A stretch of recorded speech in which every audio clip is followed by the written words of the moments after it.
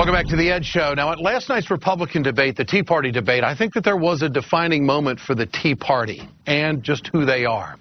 It was when Congressman Ron Paul was asked who should pay health care coverage for an uninsured 30-year-old after a serious accident.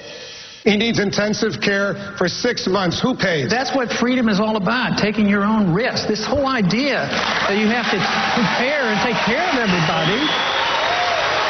But, Congressman, are you saying the society should just let him die? No. I practiced medicine before we had Medicaid. Yeah, was the response from several audience members about whether society should let the man die. Not a single candidate, it should be pointed out, not a single candidate on the stage stepped forward to say it would be morally wrong to let another American die by withholding medical care. And no one in the audience voiced any disapproval. Keep in mind that this audience had no problem booing opposing viewpoints throughout the entire debate. It makes me think of something said on the House floor nearly 2 years ago by a Democratic congressman from Florida. If you get sick in America, this is what the Republicans want you to do. If you get sick, America, the Republican health care plan is this. Die quickly. That's right. The Republicans want you to die quickly if you get sick. Congressman Alan Grayson was criticized by Republicans for those comments, but since then, the GOP still has not proposed any alternative health care plan. They just want to rip apart what they call Obamacare. And since Republicans continue to pander to the Tea Party base, they don't have to. They just need to let them die. The former congressman from Florida who is running for that congressional seat again, Alan Grayson, joins us tonight here on the Ed Show. Congressman, good to have you with us tonight. A couple of things. First of all, what was your feeling when you were watching that debate last night? You saw the question, you saw the response, and you got the response from the crowd. What were you thinking?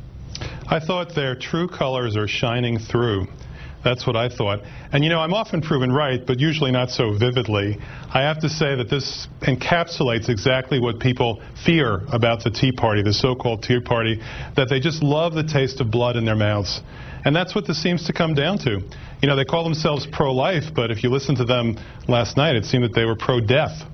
And I think it's sad. Well, I mean, look, this is the fact. We have a country with 50 million people who can't see a doctor when they're sick. And the Republicans, the Tea Party people, they seem to want to blame you if you have liver cancer. It's your fault. Well, it's not your fault. And I think we can show a basic human decency toward other people without losing our own. I wonder about these people who seem to have lost their own. You know, we're 50th in the world now in life expectancy. Canadians live about 2 years longer. Japanese people live about 4 years longer. And yet we pay 30% more for our health care than any other country in the entire world. Are you telling me we can't do better than this? Well, I was thinking last night that this may be the same line of thinking when the audience responded to the Texas execution question that was put to Governor Rick Perry last week. Is there a parallel between the reaction to that question and answer as the one we saw last night on health care? Yes. What the parallel is sadism. That's what the parallel is, a total lack of empathy. You know, if you ever saw the movie Blade Runner, the difference in the movie between the robots and the human beings, the only way, because technology was so advanced, is that the robots had no empathy. Seems to me that's a good description lately of what I hear from the Tea Party. No empathy. Now, they just don't care. Do you think that any of those... Well, first of all, I'm surprised that none of those candidates stepped up and took that answer last night, because I thought it would have been an opportunity for them to distance themselves from the radical. Does this mean that they're all radical? Oh, absolutely. You know, they're catering to the basest instinct in every single one of us. And whatever you may say about President Obama, good or bad, he has never done that. Never once have I heard the president try to push the panic button, which is such an easy thing to do when you're an elected official. Never once have I heard him to appeal to hatred or to fear, and they do that incessantly on the other side, nonstop, and they've got an audience for it, judging from what I heard. 49.9 million people in this country don't have health insurance, and a doctor was on that stage last night pushing for the free market. I think we are a better country than that. Congressman Alan Grayson, good to have you with us tonight. I appreciate you joining us.